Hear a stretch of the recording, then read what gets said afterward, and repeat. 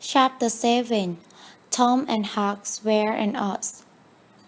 The two boys flew on and on towards the village, speedless with horror. They glanced backwards over their shoulders from time to time, as if they feared that they might be followed. "If we can only get through the old mill before we break down," gasped Tom, "I can bear this much longer." Huckleberry's heavy breathing was his only reply. At last they burst through the open door of the old mill and fell, grateful and exalted, in the centering shadows. After the time their breathing became regular and Tom said, "Huck, what do you think will happen? If Dr. Robinson dies, Redskin Joe will be hanged." Tom thought for a moment and then said, "Who tell? We? What are you talking about? If we do, and Redskin Joe isn't hanged, why, he'll kill us some time or other. As sure as we are lying here, if anybody tells, let Potter do it. If he's foolish enough, he's generally drunk enough." Tom went on, thinking, and then asked, "Huck, how can Potter tell? He doesn't know anything about it." "Why, doesn't he know?" "Potter couldn't see anything. He'd just been stunned when Redskin Joe struck the doctor with his knife." "That's so, Tom." After another thoughtful silence, Tom asked, "Huck, are you sure that you can keep quiet about it?" "Tom, we must. You know that.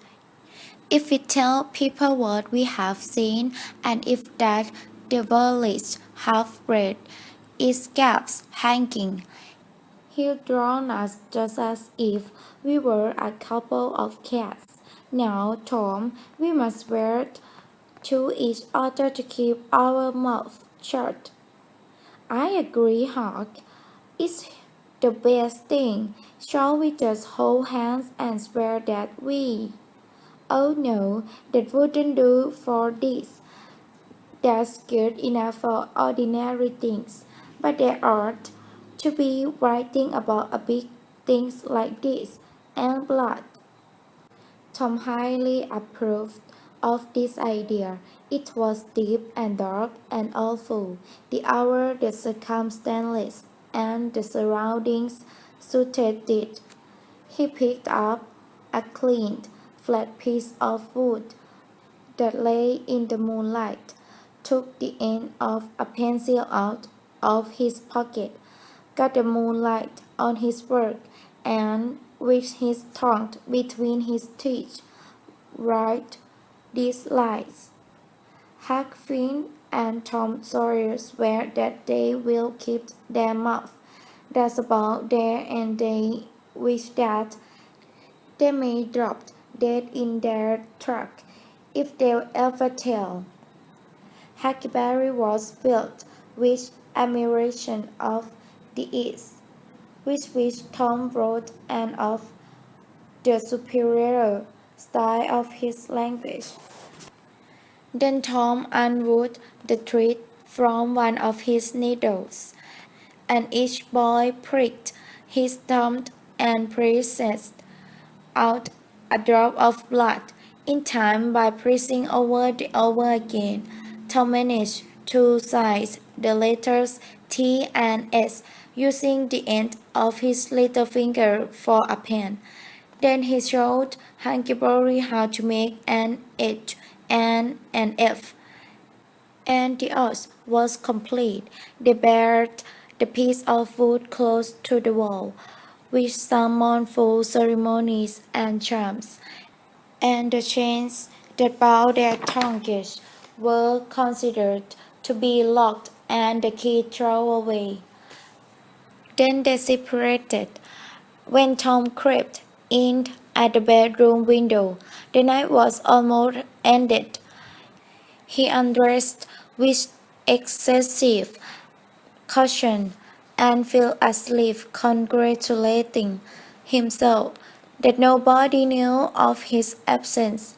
He was not aware that Sid had been awake for an hour. When Tom awoke, Sid had dressed and gone. There was a late look in the light. He was startled. Why had he not been called? In a few minutes he was downstairs, feeling stiff and sleepy. The family were still at the table, but they had finished breakfast. His aunt did not blame him, but said with downcast eyes.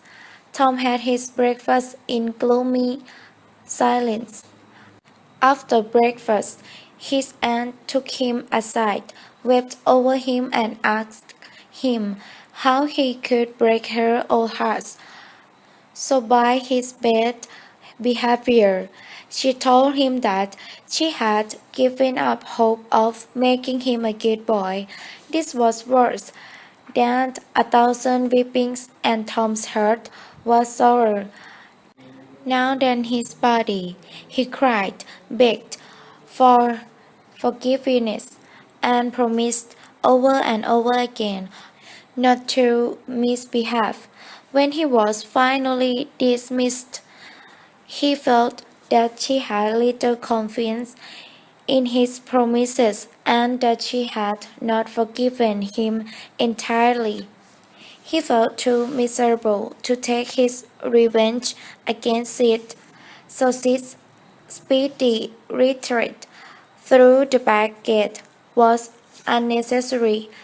At school, while he was being punished with Joe Harper for staying away the day before, he looked as if he did not care what happened to him.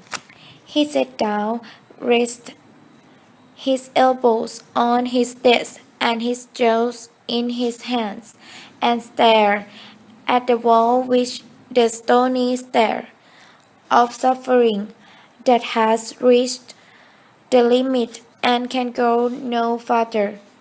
His elbow was pressing against some hard substance. After a long time he slowly and sadly changed his position and took up his object with a sigh. It was wrapped in paper. He unwrapped it. Aside from the very depths followed and his heart broke. It was his press door handle. His last straw broke the camel's back.